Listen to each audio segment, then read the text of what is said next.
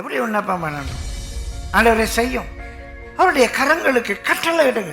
Do it a lot. இல்ல பெரியம்மா, தேவன் ஜாக்கிரதையா பேசணும். அவர் கருத்தின் கிரியைகளுக்கு கட்டளை இடுங்கன்னு சொன்னா அவருக்கு மேல இருந்து அவரை கமெண்ட் பண்ண முடியுமா?